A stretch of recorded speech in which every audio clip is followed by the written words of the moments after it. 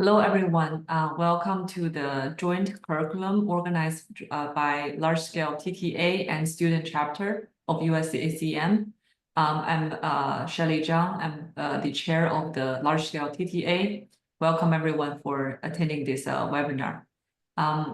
We will then pass on to Osama to introduce the student chapter, and then Parisa will chair the session for us.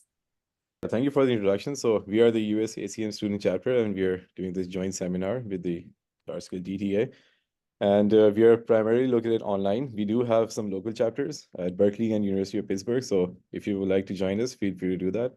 And most of our seminars are recorded and posted on our YouTube channel. And a quick plug for the elections, we have positions open for the chair, vice chair, and members at large. So if you're interested in applying, please do so. So thank you for the talk. Okay, thank you, Osama and Shelly. So it is my distinct pleasure to introduce our speaker today.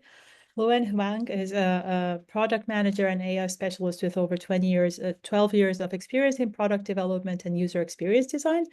She led the redesign of the Odin Institute website at the University of Texas at Austin, revamping technical architecture, visual design, and user interfaces. Her work emphasizes fundamental design principles such as clarity, accessibility, and functionality, with a focus on creating practical user-targeted experiences in highly technical realms. I had the pleasure of attending a relatively smaller sized webinar by Luwen during COVID times.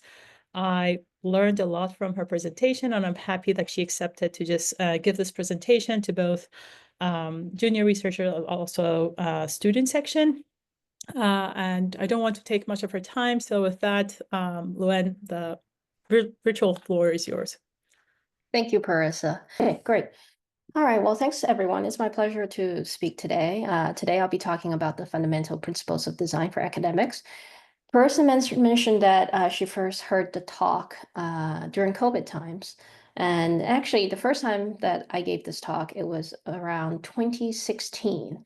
And what prompted this topic, was that Karen Wilcox, my current advisor and Parisa's old advisor at the time, felt that there was a significant need for students to understand the basic principles on how to put together PowerPoint presentations and figures, two of the most common things that you'll be making as academics. So obviously there are, occasionally different things beyond just PowerPoint presentations and figures, but because of the commonality, just how common those two things are, that's what we'll be focusing on today. Although, of course, you could adopt these principles to everything that you create.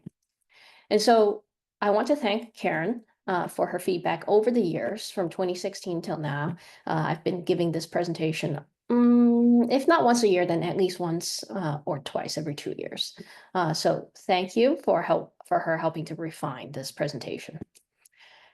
So the outline today, as I mentioned, I want to go over figures and presentation slides, since those are really the two big things that you as academics will be making. This presentation is meant to be interactive. So if there is at any point that you have questions, please feel free to interrupt. I can't see most of your faces, so just, feel free to unmute and speak over me. I will also be expecting some level of interaction from you because I want this to be a collaborative effort. So let's jump right into things.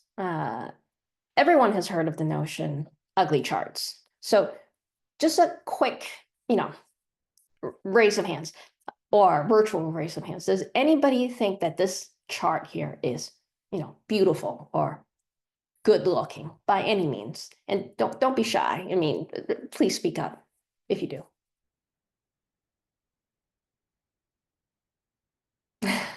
Well, I see one thumbs down. Why? Why did nobody like this chart? Can someone say one thing, give one thing that they do not like about this chart? I guess it's the pixelation and the colors. Right? Colors. Excellent. What else? The lines are thick. Mm-hmm. And the boxes and the circles, those are like, it's not going to the chart with the data points. Mm-hmm. Great. It does Also, not have, sorry, go ahead. it does not have the axis title, and you don't know what are the X and Y. Excellent. Excellent. Those are all really good points. And actually, every single one of you touched upon something that I wanted to go over and talk about today. So here's another example. And, we'll be using kind of like the basis of these academic type charts to kind of work through an example and on how to prettify this chart. So let's, start with this figure. And let's work step by step through 6 steps in how we can try to make this particular figure better. The first thing I want to say is that in possibly out of 10 figures that Karen and I have looked at over the number of years, for every 10 figures, probably 7 or 8 of them have fonts that are too small. And I know that you know what the figure is saying and plotting because you know the data. But you have to remember that somebody is, when reading your research paper or looking at your presentation, would have no idea about these numbers. And that the guideline, the rule actually that you have to follow with fonts in figures is that the font of the figure should be no smaller than the smallest font size of your presentation or your research figure or your research paper. So here, we start out with this. We make these fonts bigger for better readability. And you might think that you have not enough space, but really make those fonts bigger. That's one of the most important things that you can do. The second thing, moving on, is somebody mentioned axis labels. There are no axis labels here. Well, there are, but who knows what V stands for? And who knows exactly what MS stands for?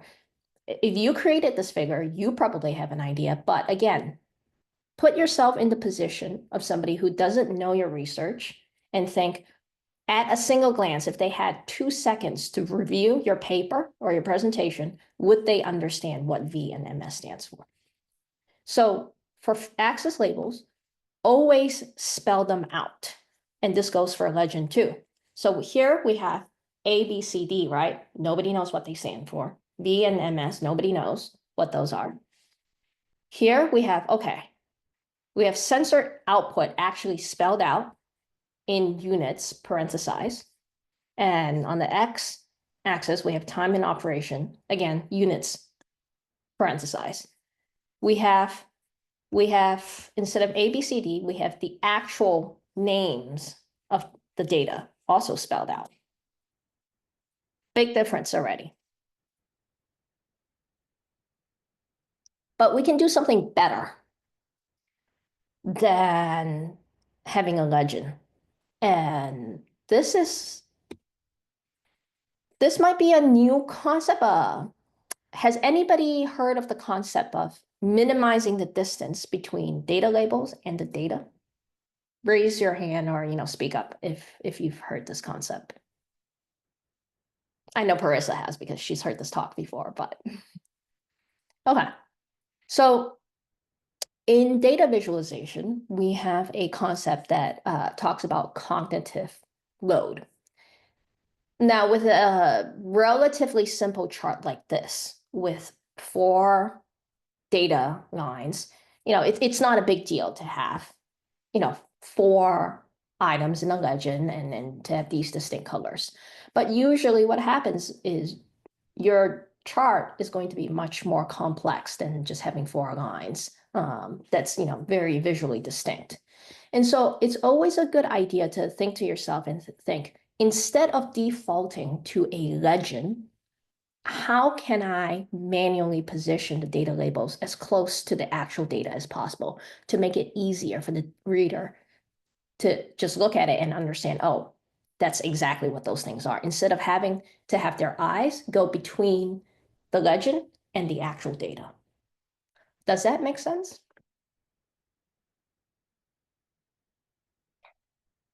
Well, next thing I want to touch on, and this is what a lot of you mentioned, is the idea of data ink and graph noise. Now, some of you mentioned, the lines are too thick, the ugly gray box, and like dark colors. What all of you, the common theme in what all of you are referring to is what is called graph noise in the world of data visualization. And that's the idea of, if you look at this graph, what amount of ink is directly contributing towards the data versus what amount of ink is being wasted, so to say. So the lines, of course, are part of the data. Numbers, of course, are part of the data. But do we actually need this ink, this gray ink in the background to be printed? Is that part of the data, or is that simply noise? So the idea is you go through each of these elements on the chart and you ask yourself, is this needed to showcase my data? And when you get through that, we end up with this. So we have data ink. We want to maximize the data ink, which is the pixels contributing to information. And we want to minimize the graph noise. So the difference between this chart and this chart, we've maximized the data ink by making these lines thicker. And we've minimized the graph noise by removing the gray background, for one. We've also removed these grid lines. No grid lines here. We've removed the top right, the top and the right axis, the box outlines. Whoops. And we've also made a small but important point, is that we've also made these axis labels, the numbers, a little bit less black. We've made them a little bit more muted. Now, there are exceptions to this, of course. I mean, for 3D figures, obviously you want to keep grid lines. And for figures where you actually want to show, like where there is perhaps a really distinct difference between, 3.1 or 2.8 or two values, where you really want to highlight the difference. Of course, you want to show those lines, but you really have to make a conscious decision about what part of the graph that you can take away. Any questions at this point?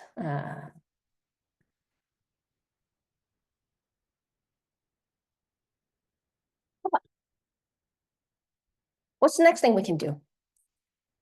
Colors.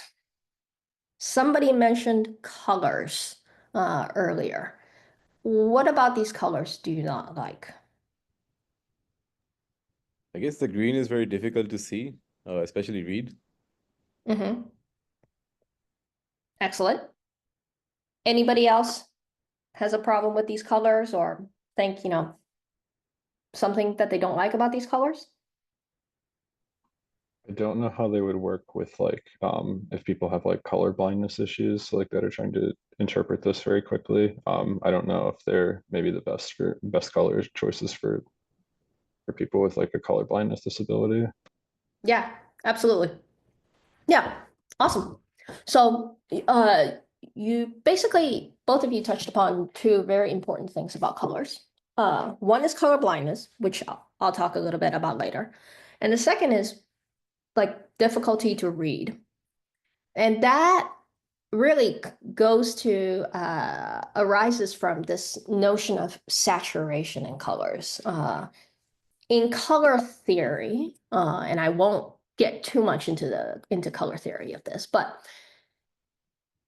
in color theory, there's such a thing called saturation, which is how, in layman's terms, it's described as how much of a contrast, how deeply colored a color is, if that makes sense. In mathematical terms, colors can be described using RGB vectors, where you had red, green, and blue for each. And saturation mathematically is the amount of difference between each item in the unit vector, in this vector. So normalize a purely red, like the most saturated red that you can get would have an RGB vector normalized RGB vector of 1, 0, 0. Green would be 0, 1, 0, and blue would be 0, 0, 1. And 0 means no color, and 1 means like the full amount of intensity that you could have. So when you put, for example, in Python, if you have color equals, quote, blue, what Python is going to do is to give you a 0, 0, 1. And generally, in pretty much every single case, that's not what you want, because that looks jarring, that looks stark, and it also, paradoxically, too much intensity can make things difficult to read, like this green here. It kind of like almost blinds the eyes. So you want to avoid, in your code and in your PowerPoint presentations, you want to avoid using colors that are just 1, 0, 0, 0, 1, 0. You want to avoid using those names and actually put in RGB vector values. And you might be thinking, well, how exactly, do I do that? I don't have every single color memorized. There are tools online that you can go to and you can use to find out the exact RGB vector for the color that you choose. But the point here is avoid saturation, just tone down the intensity just a little bit. You'll be surprised at the difference that something like 100 is versus 0.9, 0.05, 0.05. Even a little bit makes a difference. Any questions here? I just have a comment that in Python there are like preset color maps that some people use. Maybe they're not as bad, but just suggesting that. Yeah, there are preset color maps. And you can, and I know like if you use Seaborn, like some libraries out there, the colors are a little bit better. There are also libraries that let you like specify like graduations in either categorical or diverging or converging color schemes. And those are also pretty good too. So there are also like actual tools out there online where you can actually pick and choose the colors that you want exactly and plug them in instead of relying on like a preset color selection.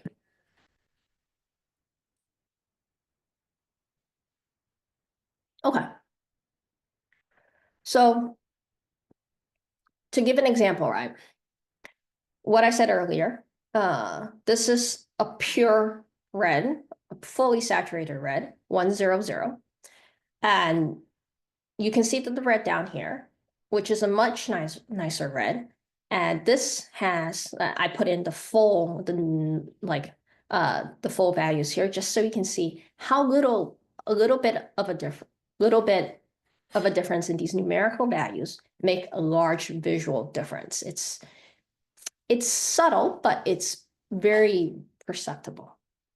Same thing with this blue, fully saturated blue versus a blue that's a little bit toned down in saturation by increasing the values of the other colors. Same thing goes with black.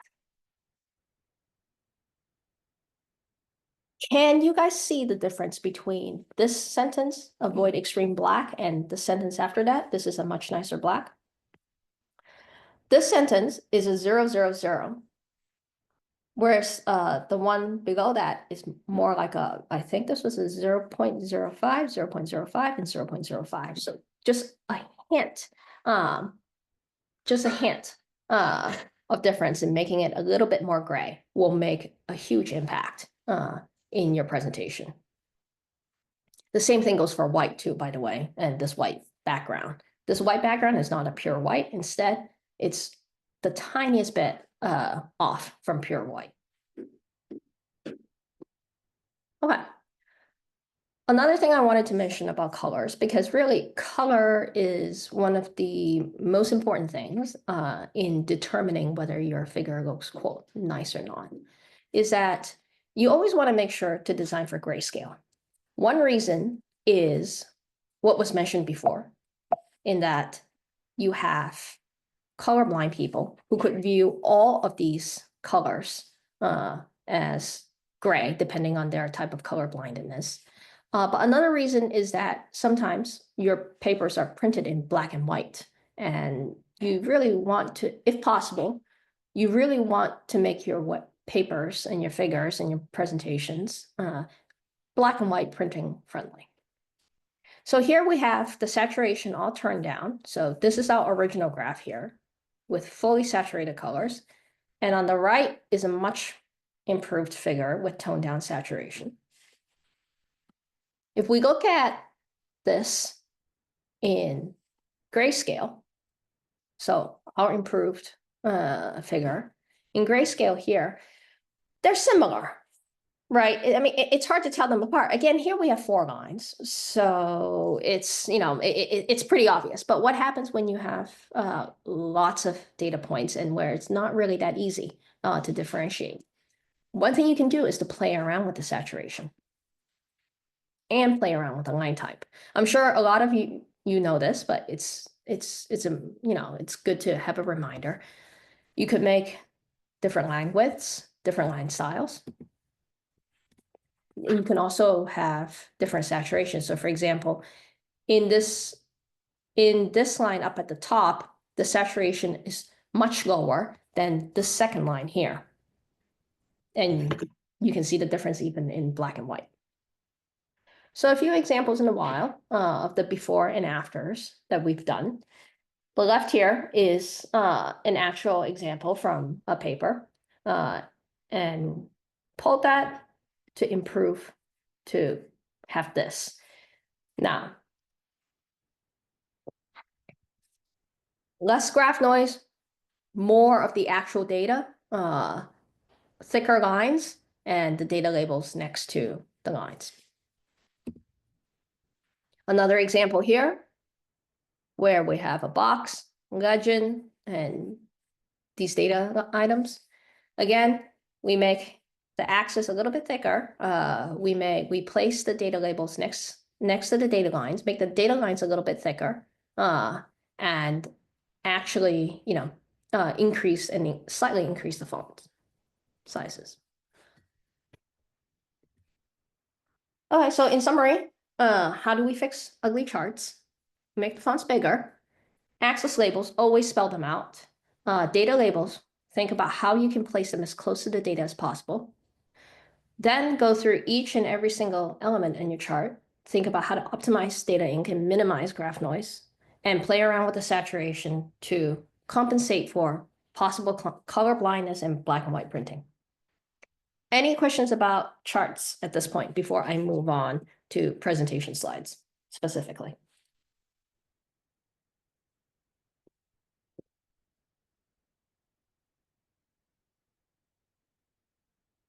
All right. Okay, moving on. Okay, so ugly PowerPoint. Who likes this? Or who doesn't like this? And why do they not like this? Or if you like this, that's fine too.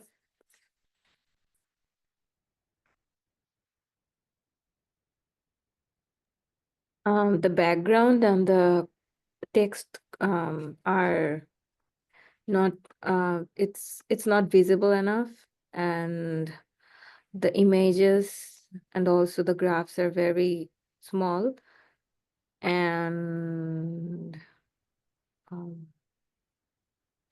I think this picture, which is in the bottom side, it's not making any sense to me. Yeah. There's no point. Yeah. Yeah. Yeah. You touched upon a lot of things that are wrong with this PowerPoint. What about this PowerPoint? And I bring this and I show this PowerPoint for a specific reason. Too much data, like a lot of things. Too much what? Slides are not supposed to be. Too much data in single slide. Okay. Yeah. Yeah. Yeah, it's I would a lot. Yeah. There's too many different fonts. It's kind of overwhelming with the various fonts. Mm-hmm. Yep. It's hard to find a flow to read. Like I see there are numbers, but I don't know where to start reading and where to end, like which direction to go in. Yeah. Yep. So the reason why I show the slide is because this is actually called a pen slide, and it's extremely common in the military.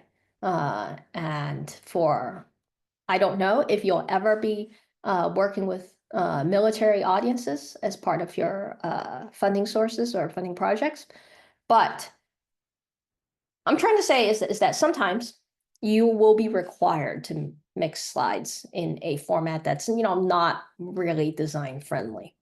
However, even with such constraints, you can still apply some of the things that we're going to talk about to make your slides as readable as possible. And so we'll jump into these things. Okay. One thing that one of you said was the font. And so it's a subtle difference, but I do want to say this. A font is defined to be a specific type of typeface, like a specific type is a overloaded word, kind of typeface. So for example, something is a bold font, something is an italic font, something is a monospace font. So Arial can have bold, regular, italic fonts. However, the family of all of those fonts is called a typeface. So Arial is a typeface. So what we're usually in 99.99% of cases, unless you're trying to make a stylistic effort, you really should be using a sans serif typeface for your presentations. So not Times New Roman, not Georgia, not Minion Pro. So the question is, what typeface should you use? Well, Arial is universally available. Every single computer, from your outdated 1970s computer on military machines to today's computers, are going to read and render Arial in the same universal way.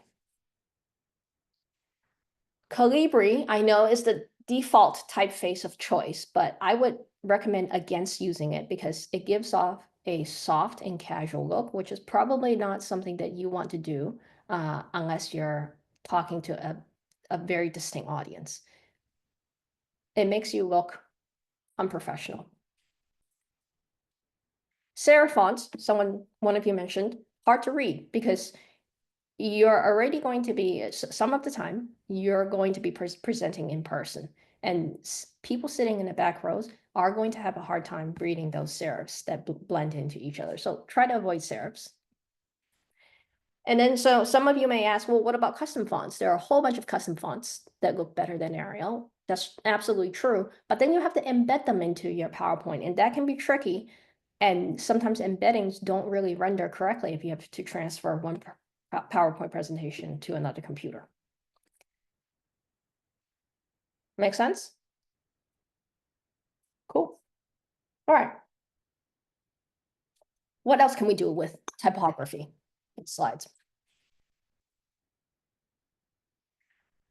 Now, some concepts to introduce is that measure the number of characters in a line. Line height, the amount of space a line takes. So in this case, the line height is this distance from it counts the empty space between the lines. So it's not simply like the height of the glyph. And vertical rhythm, the concept of keeping line height and spacing consistent. So let's take a look at these concepts in practice. The general rule for life, not just even for presentations, but for, let's say you want to print a brochure or you want to print a book, is that you really want to keep the measure of a block of text between 45 and 75 characters long. So let's look at this, for example.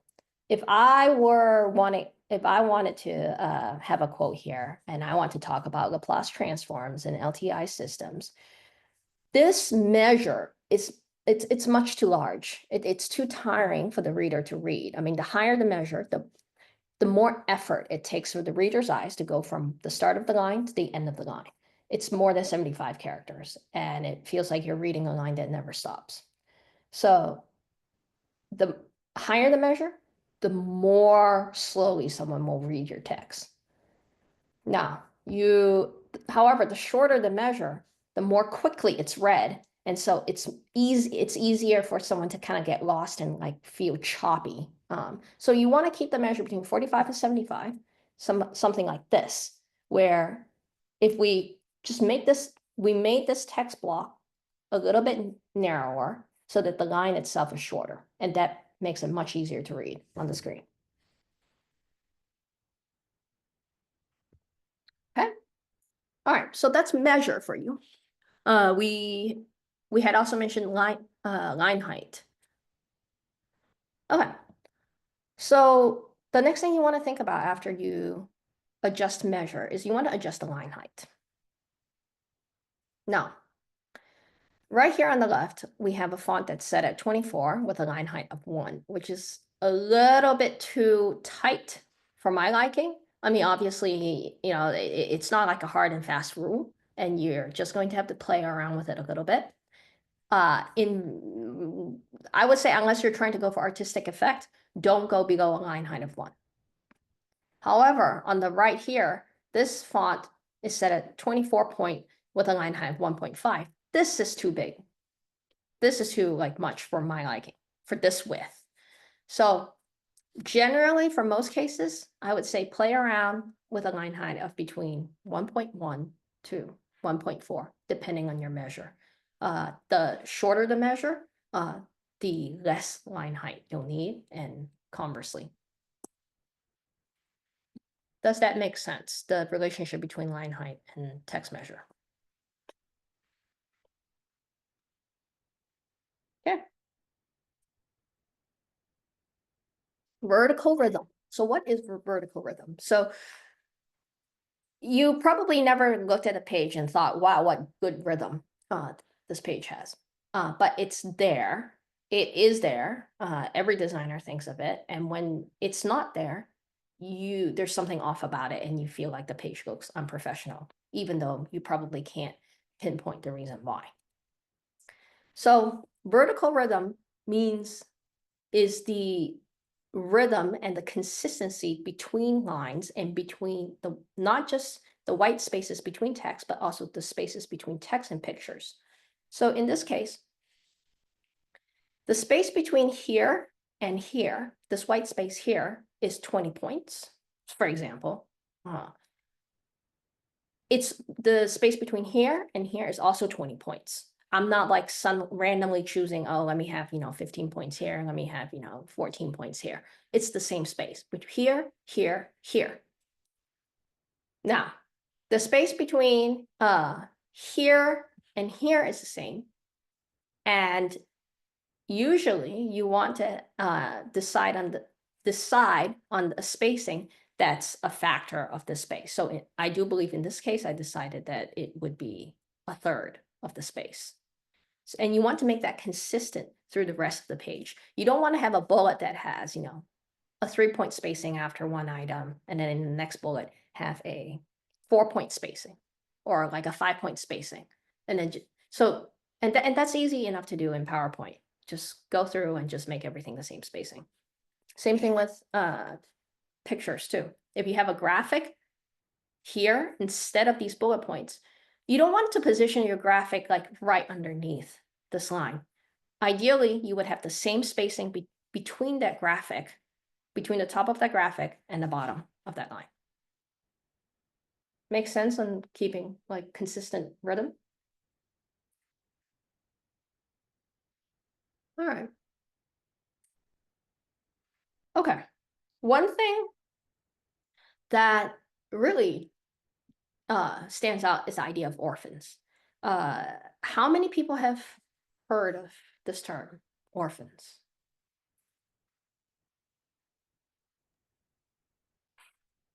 Okay, I'm glad Parisa remembers. So this was something that really, really bothered our advisor, where because of like odd spacing or just pure coincidence, you would have a paragraph and then you would have a single word at the end of the line.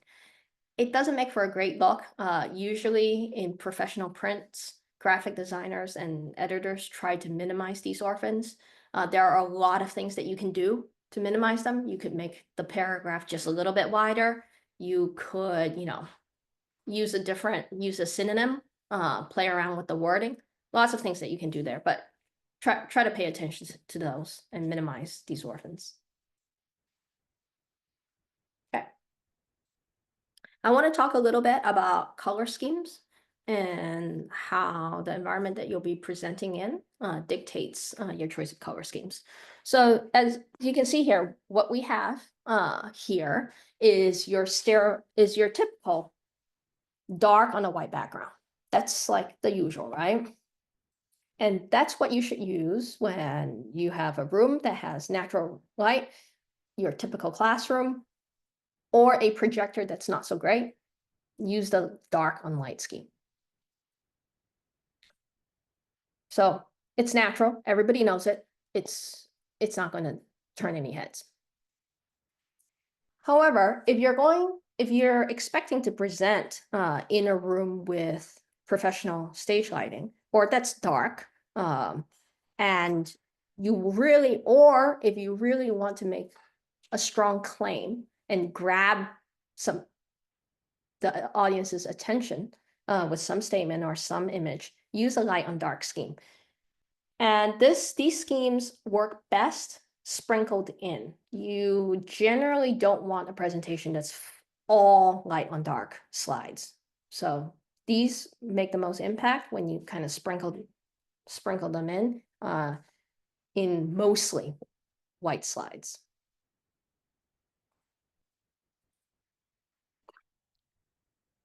Cool. Any questions before I move on?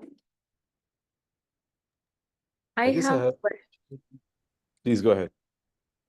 Okay, thank you. So in my previous experience, I heard that Times New Roman is the official, or you can say presentable font for the paper. So is it for the papers, for paper and presentation, or any journals, those are different? For papers, like conference papers and like journal publications, typically you're going to have a preset style that you're required to use, like IEEE, ACM. They all require you to use like a specific font at a specific size. There's nothing that you can do about those. But when you're presenting, like for example, I just recorded two presentations for IEEE and ACM, you're generally allowed free reign on those presentations. And it's entirely up to you whether you want to use the Times New Roman font, which is terrible, or use a better typeface like Arial, for example. Okay, thank you. Mm-hmm. My question was about the choice of colors for the background, for the light Yeah. on dark scheme. Like, is it okay to go with like a very dark black, or should it be something of a lighter color? Yeah, that's a great question. So remember how we talked about saturation earlier on? Yes. You 99% of the time you don't want to go with 000, like pure black.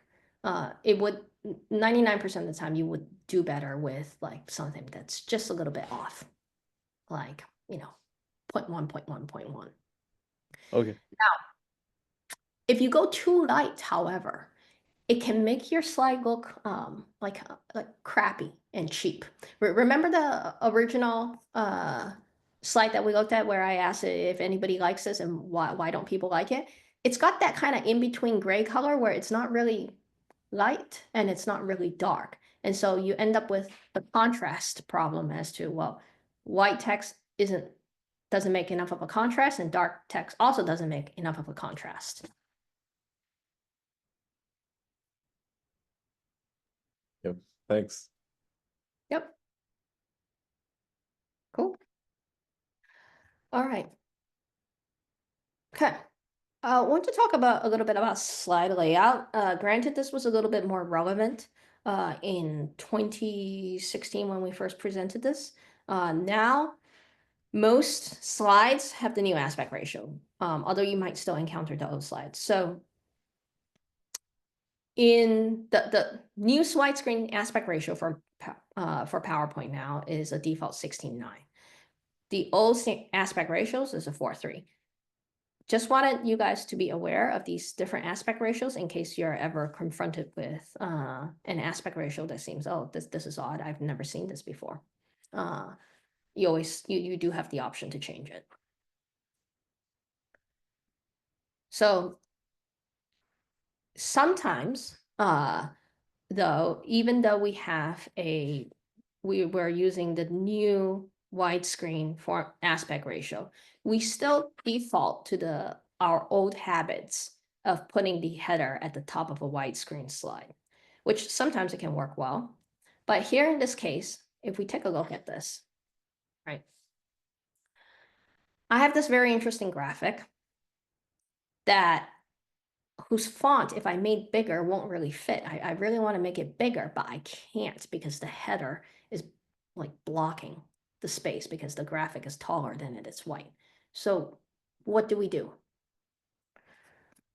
Simply move the header to the left. You have a lot of horizontal space, so move the title to the left to give you more vertical room.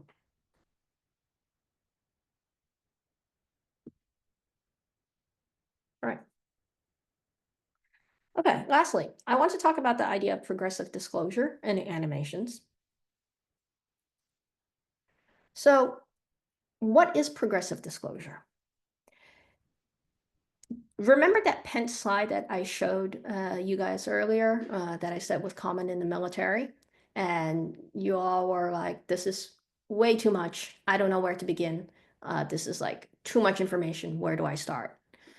This is where progressive disclosure comes in. If you have a very complex idea, something or story that needs to be told, and you really do have a lot of information to put in there, you want to think, okay, how can I progressively review the amount of information that is shown to the audience one step at a time, maybe either through timing animations or through me, like actually clicking and advancing to the next thing that should be shown, because people get overwhelmed easily. So like now, right, point by point, when you read point by point, it forces the audience to actually pay attention to what you're saying right now instead of reading your slides. Animations, they are, it doesn't seem like it, but when you have an animation on the screen, they take about 10 times more attention to consume. And you should budget for a lot more time than you expect. Talking through the animation and letting the audience have the time to digest the animation. You want to make your animation big too. So let me give you an example. Okay. All right. So I have this video here. Can people see this video moving? All right. So this is actually from the wild. A very complex and great animation that one of my collaborators did a number of years ago for a paper and for a presentation. Now, there are a lot of things going on here. There's like the part on the left where the little plane is moving. There is, let me start this again. There is the part on the bottom right where all these things are moving in this decision tree. This graph is moving, and then in the middle, you have, this wing segment slowly turning more and more red. You are going to be extremely familiar with it, but just know that let's say each thing takes, I don't know, 10 seconds to explain. And you have 4 things. In theory, that should take 40 seconds to explain on the slide, right? When you give your talk. That's not the case. It's going to be like 5 times. So the amount. So you should expect to budget like 2 to 3 minutes for the audience to truly get what it is that you're showing, just because you have so much information here. It's simply not going to be the sum of these individual components put together. They're going to require a lot more time and attention to process what it is that you're saying. So, any questions regarding animations?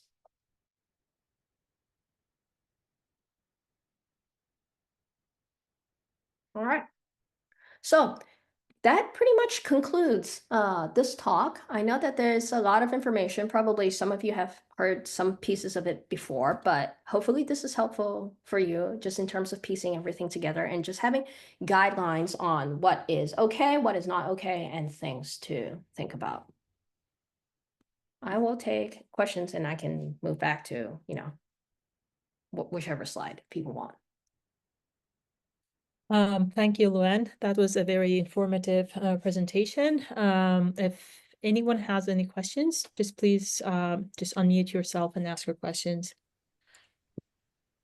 Sorry, I just wanted to ask a question regarding the slide that you were showing that the plus were not fitting and you moved the title to the left side. Yeah. I just wanted to ask, is it just for one slide? Or if we do it for one slide, we should be consistent and do it for all the slides? No, you can do it for one slide, absolutely. You can have consistency in other ways. For example, if you do it for 2 slides, right? Try, if possible, try to make the width of this the same for both of those 2 slides.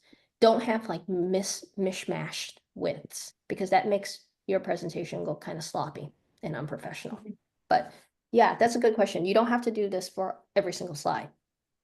Yeah, thank you. Because I was just thinking that it might not be good to just make inconsistent regarding the title, but yeah, you're right. If you just want to do it for a few slides, that's fine. But we should make it consistent between all of those. Yeah, try to make it consistent. Same typeface, kind of like same, if your title is here on, let's say, slide number 5, and you need to have the same layout for slide number 13, don't put your title like here. Instead, try to have consistency in other respects. Yeah, thank you.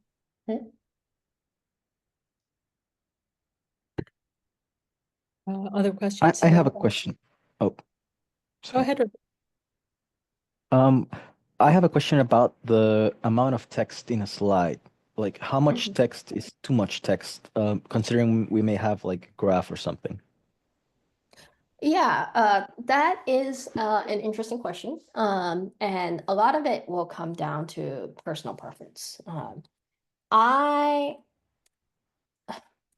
answer this from the research-based, what the research tells us about human attention, is that if you have words on the screen and you're talking at the same time, it's very hard for a human to both process the auditory input and the visual input just as well simultaneously. So your audience is going to choose. And most of the time, they're going to choose reading the words on the screen versus what is coming out of your mouth. So because of that, I prefer to have fewer words on a slide so that I can choose what I want to say and talk about.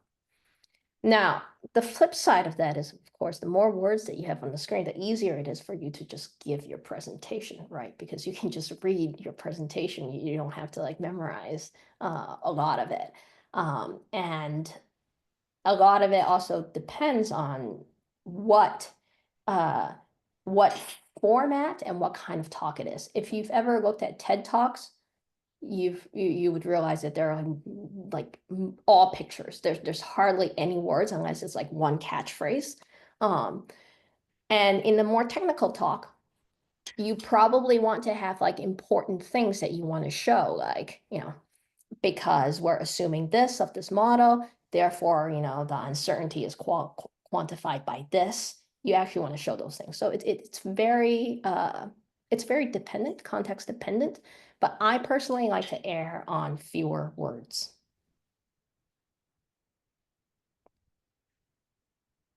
Does that answer your question? Yes, thank you very much. I have a question about equations. So for equations, About like what? I'm sorry, I didn't catch that. equations. So we may have some important equations or new equations that we're presenting. So does it make sense to kind of blow them up and make them very large so they're easy to read, or just keep them like the same size as the font? Like what would be the best way to convey an equation, mathematical equation? The glyphs in the equation, like let's say you're using a Tekkit to like render in like a picture, a PNG, right? And or Beamer and drop it off. No matter what you do, it should not be smaller than the smallest size in your presentation. So that's the first hard and fast rule. So it should not be smaller than the smallest size text. Beyond that, how big and small should you make the equation? Is the equation like super important for getting the message across? That I would let that dictate how big and small it is. Is it like something that you want to emphasize and say, hey, look, everybody, realize this really important thing that I just discovered, or look at this equation. This is what's really significant about it. Then do that. But if it's just like part of your narrative that's not super critical, I might make it like just a regular font size. Okay, thanks.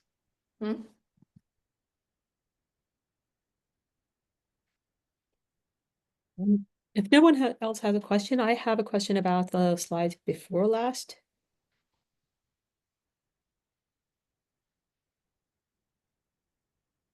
This one? Yes, I still remember the first time that I saw this slide. It has a lot of cool information, and it's just, but it took me a while to just go over all of them. Would these types of slides where you have a number of animations that they become meaningful when you just run them simultaneously, but they also each of them has information that you want to absorb. Would these types of slides also benefit from progressive disclosure? Or do you suggest if just putting them all on the screen and just spending more time to just explain things? Yeah, that's a good question. And you know, it depends in the general case. For this specific one, I would say yes, it would benefit from progressive disclosure. If it were me briefing the slide, what I would do is I would hide the center one and the ones on the right, and I would first talk through how this UAV flies. You can have either an aggressive flight path that's dynamically calculated, or you could have a conservative flight path, and let the audience actually just like focus on this moving part. Because I want to force the audience to listen to the words that are coming out of my mouth, not looking at these like pretty circles that are moving elsewhere. It's really distracting. Once I talk through this, fine, I'll leave that there, and then I'll make the next one appear, and then I'll talk through that, and then so forth. And then after I talk through every single component separately, I then talk through the whole thing simultaneously, because you're right in that the power of this comes from the fact that you're like showing all of these things happening simultaneously, right? So you want the audience to kind of grasp that, but you need to give them even more time. Like let's say you've already spent a minute talking through all of these things individually. That doesn't mean that they're going to immediately understand the significance of all of them moving simultaneously. You got to give them even more time for them to absorb that. So, Right. yeah, it's like you just building more time into your talk if you're going to do something like this, which is super cool. And I recommend that everybody do this.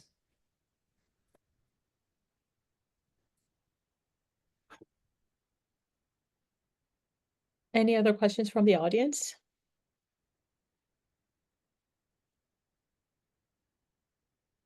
And I don't have the link off the top of my mind, so otherwise I would have printed it in the chat. I remember, I think it was both Jonat and Matthew within the group that there are some websites online where you can find, let's just say that in your like graph you want to have 3 lines to just make the choice of the best 3 colors to just have it readable to colorblind people and then distinguishable in a presentation. So those are also good resources that you can search for so that your colors are distinguishable to the audience in a better way.